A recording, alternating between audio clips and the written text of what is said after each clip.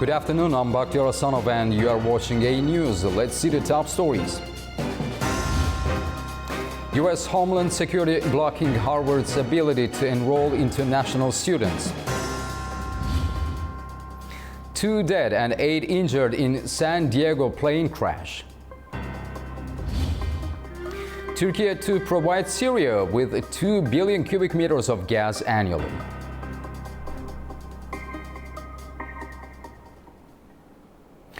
Harvard's large international student body now faces uncertainty as U.S. President Donald Trump's government challenges its visa program over allegations of anti-Semitism and foreign influence.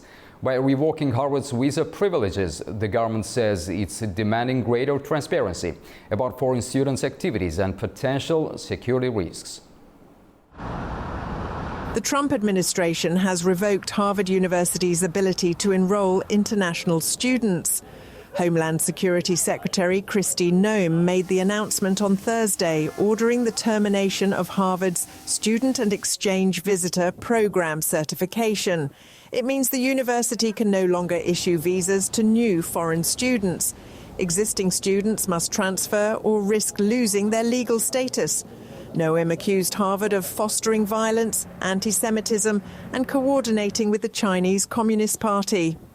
The move escalates the administration's campaign against Harvard, one of its main institutional targets. Jay Green, a senior fellow at the Heritage Foundation, supports the decision and argues that elite universities should prioritize American perspectives. So I don't believe it's illegal. Foreign student visas are a privilege, not an entitlement. In particular, students cannot enter the United States if they provide support for designated terrorist organizations. They wouldn't be allowed to enter the United States. The Trump administration wants to remove students who've provided support to designated terrorist organizations like Hamas, and they want to be able to know which students have done that. So they want access to disciplinary records and to videos of protests. Harvard rejected the allegations, saying it was illegal and amounted to retaliation, and promised to support its foreign students. Legal experts say Harvard's ongoing lawsuit aims to negotiate a better deal, but the administration's position remains firm. I think the Trump administration is demonstrating that they're going to prevail in this fight with Harvard. I know that people think Harvard has over $50 billion in endowment and they're, have this status and this history. That's all true, but the federal government is bigger and richer and will prevail here in this fight.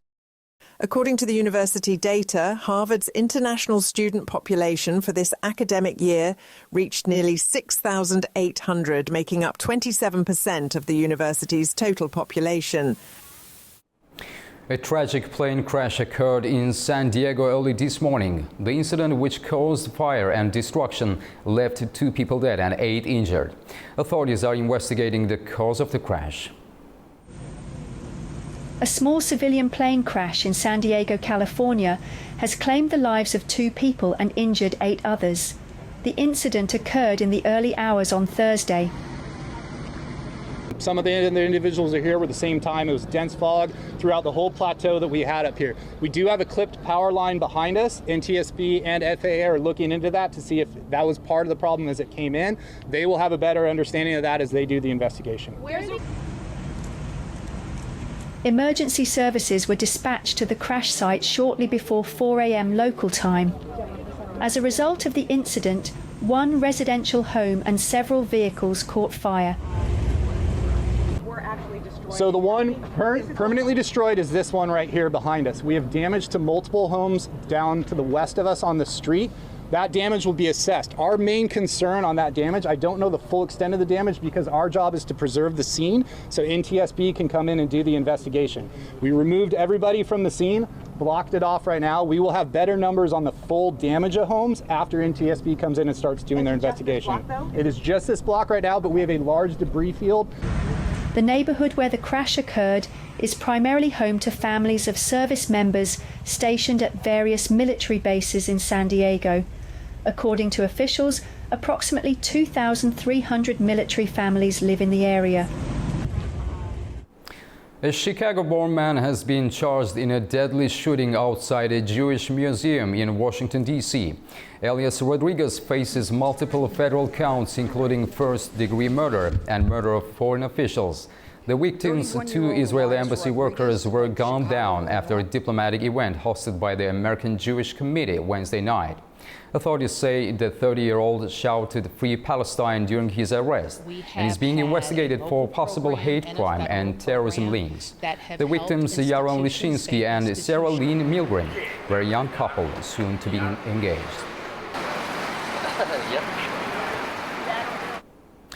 Finance ministers from G7 nations have concluded their summit in Banff, issuing a joint communique that underscores unity in tackling global economic challenges.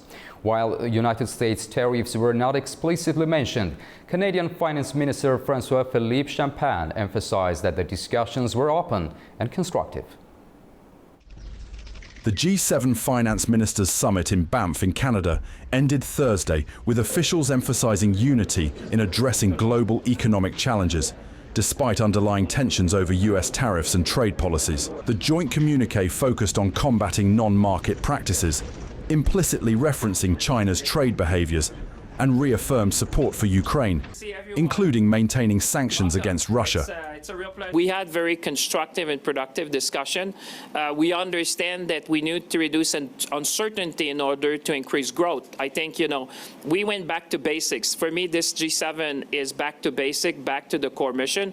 Our mission, my mission when I entered the room, was really to promote stability and growth. And I would say of all the international meetings I've attended, this was one where you had frank discussion, that people shared views on different issues, but also there was a strong call to actions. We found common ground on a number of things. If you look at the communique. While the communique did not directly mention US tariffs, Canadian Finance Minister François-Philippe Champagne asserted that the issue was not avoided during discussions, highlighting the group's commitment to open dialogue.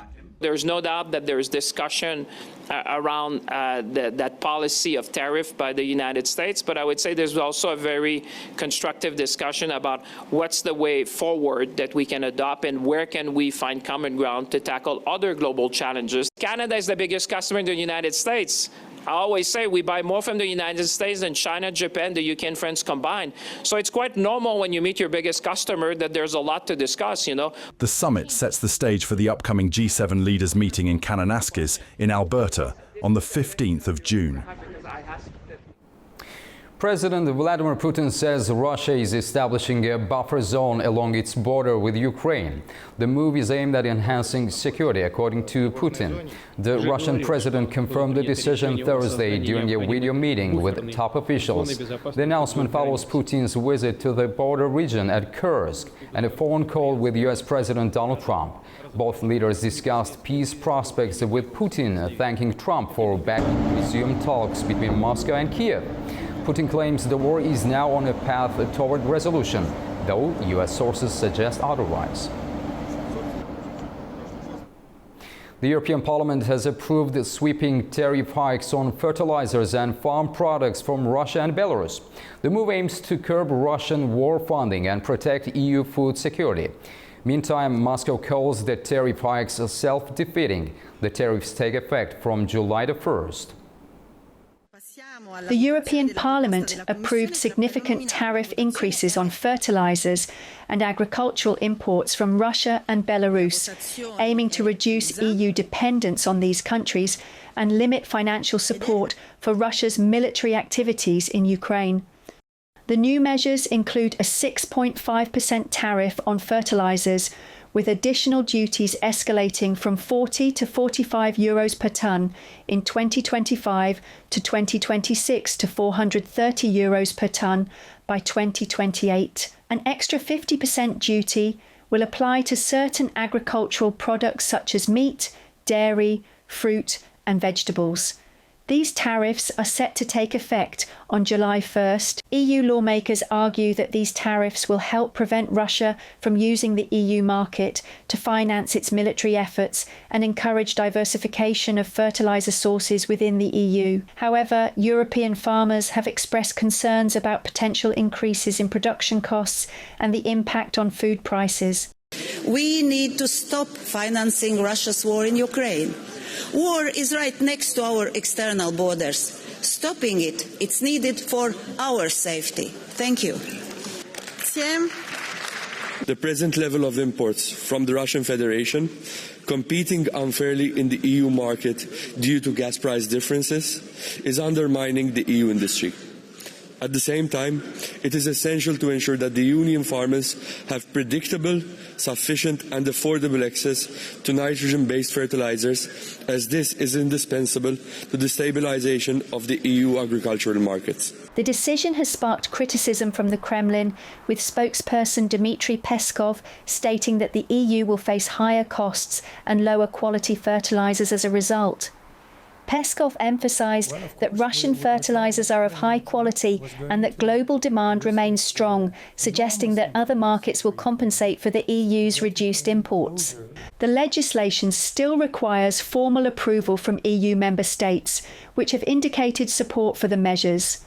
The European Commission has committed to monitoring the impact on the internal market and taking action to mitigate any negative effects on the EU agriculture sector. The White House says that negotiations between President Donald Trump and Israeli Prime Minister Benjamin Netanyahu about a deal with Iran were progressing in a positive direction after they spoke on Thursday. White House spokesperson Caroline Leavitt told reporters that Trump had conveyed that the deal with Tehran could end in one of two ways, either with a positive diplomatic resolution or with a much more negative outcome for Iran. Leavitt said the president was committed to pursuing diplomacy to avoid the latter scenario. A fifth round of nuclear talks between Iran and the United States are expected on Friday in Rome. However, Iran's Foreign Minister Abbas Araghchi said that if the United States insists on completely stopping uranium enrichment, there will be no deal. Protesters and families of hostages in Tel Aviv expressed disappointment after Israel's top negotiators returned from Qatar on Thursday without securing a ceasefire agreement with Hamas. This development has intensified public frustration, with demonstrators urging the government to take decisive action to end the conflict and secure the release of hostages. They say the lack of progress in the Doha talks has only heightened public frustration. The Israeli government has not provided detailed reasons for the delegation's return. Israeli Prime Minister Benjamin Netanyahu has accused the world leaders, including UK Prime Minister Keir Starmer, French President Emmanuel Macron, and Canadian Prime Minister Mark Carney, of effectively supporting Hamas by calling for an end to Israeli military operations. Netanyahu's remarks come in response to growing global concern over Israel's nearly 3-month blockade of Gaza, which has led to famine warnings and sharp rebukes, even from close allies like the United States. Joining us from Tel Aviv to help unpack the developments is political analyst Tom Gross, a veteran observer of Middle East affairs and Israeli politics. Tom, welcome to the program. Hello, good afternoon. Tom, the humanitarian crisis in Gaza has drawn criticism from Israel's closest allies, including the United States. How is this pressure affecting the Israeli government's military strategy and international posture? Well, regarding military strategy, it hasn't affected it yet because Israel has decided that they are determined that Hamas does not stay in de facto control of Gaza. And therefore, Israel in the last weeks has sort of taken the gloves off, so to speak, and is trying to, they're thinking like in the end game of really breaking Hamas as the ruling, they would call it a terror organization or government in Gaza. About the diplomatic criticism of Israel, there is quite a lot of anger in Israel because while clearly there is a humanitarian very problematic situation in Gaza, a lot of the kind of criticism based on Western media coverage, Israel says, is greatly exaggerated, if not made up completely. For For example, the UN chief humanitarian officer told the BBC early Tuesday morning that 14,000 babies would die in Gaza within 48 hours. That was then repeated by 13 members of parliament in the British House of Commons and also repeated in American and French media. And very, very quietly, the BBC that broadcast this retracted it, and clearly 14,000 babies have not starved to death in Gaza by Thursday, between Tuesday and Thursday.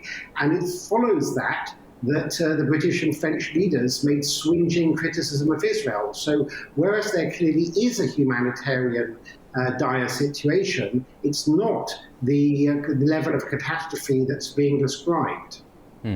Tom, looking beyond the immediate crisis, how might this mounting global pressure influence Israel's diplomatic relationships, especially with key Western allies?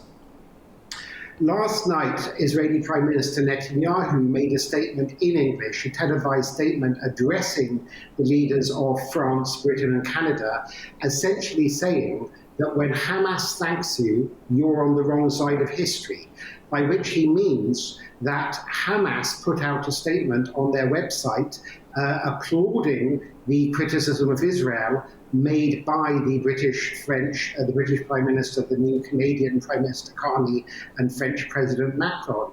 And Netanyahu says, look, you have to choose. You're essentially emboldening Hamas and propping up their power, and you have to choose whose side you're on here.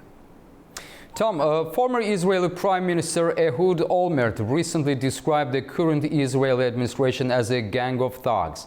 How do such strong words from a former national leader affect the level of internal political division in Israel today? Well, there's some very, very sharp words being said by former Israeli leaders, Ehud Olmert and also Ehud Barak, and also by the current leader of what was the Israeli Labour Party, now changed its name to Democrats, Yair Golan. All three of them have used extremely strong language to criticize the Prime Minister Netanyahu and the war in Gaza. But I really think all three of them are being criticized by almost everybody, including other opponents of Netanyahu, for their totally over-the-top and unjustified use of language against the government. Many people in Israel dislike Netanyahu and will not vote for him in the elections next year, but that doesn't mean that the kind of language Olmert, Barak and Golan have used against Netanyahu has their support or is justified. Tom, thank you for making time to speak with us today. It's always a pleasure to have your insights on the program. Thank you. Thank you very much. The death toll from the recent devastating floods in New South Wales has risen to 4 after a man's body was found in a submerged car in southeastern Australia. With 50,000 people still cut off and widespread damage to homes and infrastructure, the Prime Minister has had to cancel his visit to one of the worst hit areas. The death toll from severe flooding in southeastern Australia rose to 4 on Friday, after a man's body was discovered in a car submerged near Coffs Harbour. The floods, triggered by 3 days of ongoing rain, have cut off towns, swept away livestock, and destroyed many homes. Around 50,000 residents remain isolated, and residents returning to damaged homes are being warned of risks such as contaminated water, wildlife, and electricity hazards. Prime Minister Anthony Albanese cancelled a visit to the flood-hit town of Terry due to impassable roads, assuring affected communities they are not alone. And we're here to basically say very clearly and explicitly, you are not alone. The federal government, state government, local government, as well as the whole of the people of New South Wales and indeed the people of Australia are with you at this time. The extreme weather linked to climate change brought nearly 4 months' worth of rain in just 3 days. Sydney saw train disruptions and flight delays, and authorities warned that the city's main water reservoir, Warragamba Dam, may overflow. Staying on the weather, the U.S. Governmental Science Agency has warned this year's incoming Atlantic hurricane season is expected to be busier than usual. That's just as cuts to American research are raising fears about the ability to track and prepare for those deadly storms. The U.S. is bracing for what could be another devastating hurricane season. Government scientists warn that the rate of storms in 2025 will be above normal, and it's expected to begin in just over a week's time. According to the National Weather Service, the US can expect up to 19 major tropical storms, with at least 6 to 10 of them becoming hurricanes. That's compared to around 7 in an average year. Last year was one of the costliest on record. 427 lives lost and $130 billion in damages. But experts say this year could be worse, with winds of at least 179 kilometers per hour expected. There are some concerns, though, of the US's ability to protect its citizens. We need help to be able to really reach out to the communities to let them know the dangers of war. Budget cuts by President Donald Trump's administration could endanger efforts to monitor these hurricanes and predict where they might hit. With hurricane season stretching all the way to November, preparations are already underway. And for many communities, it's not about bracing for the storm, but surviving its aftermath.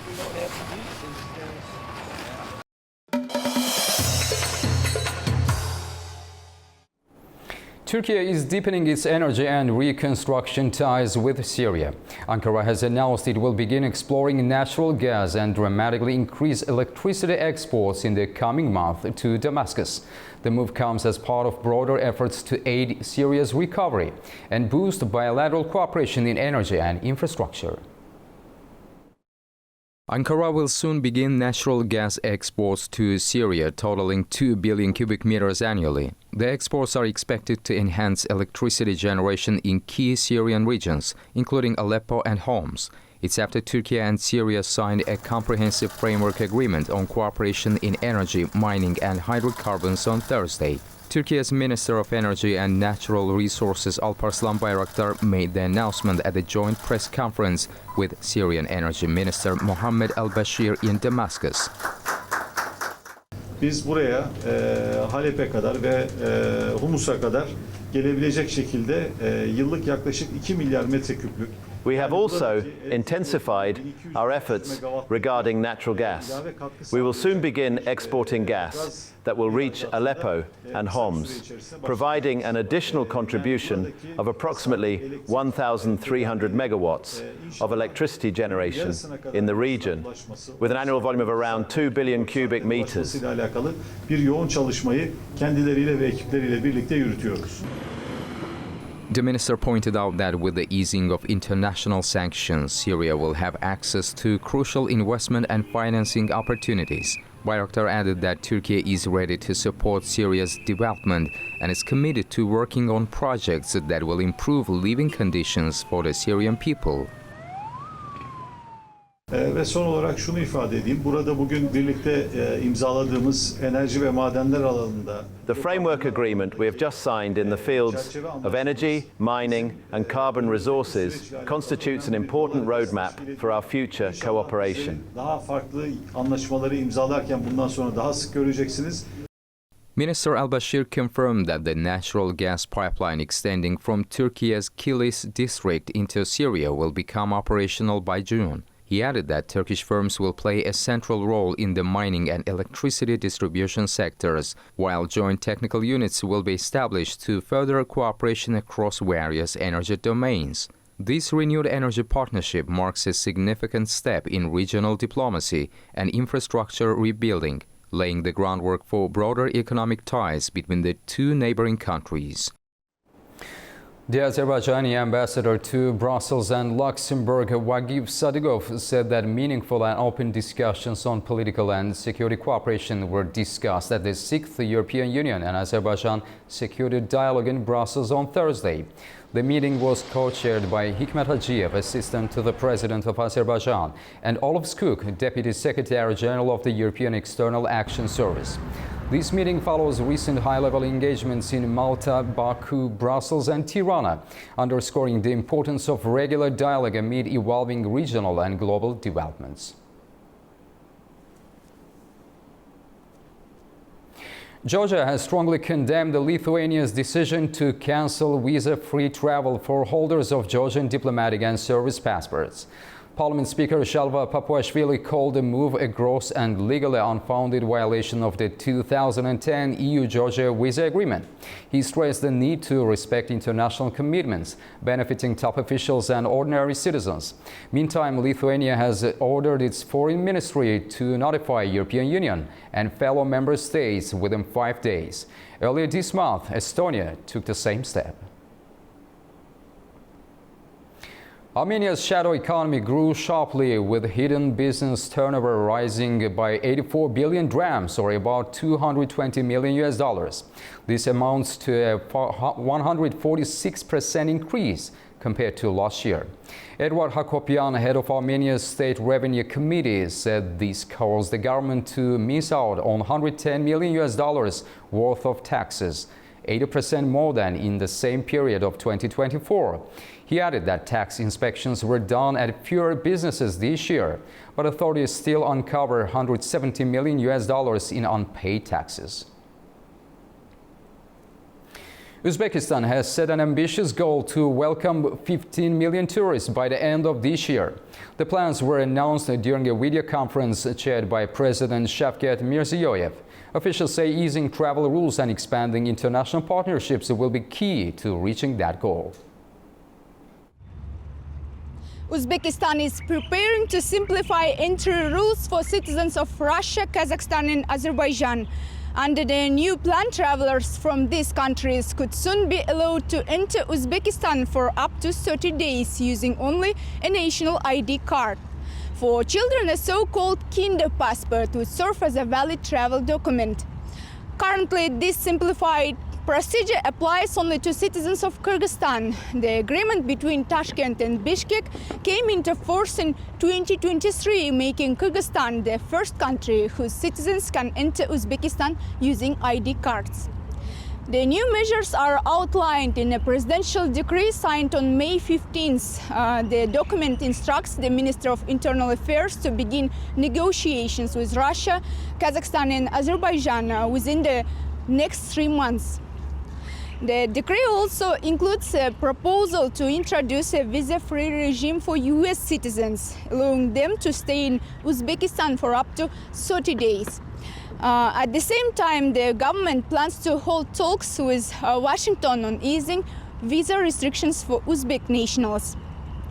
The push is part of a broader tourism strategy. By the end of 2025, Uzbekistan aims to reach 15.8 million international visits, bringing $4 billion in tourism revenue and encourage 40 million domestic trips.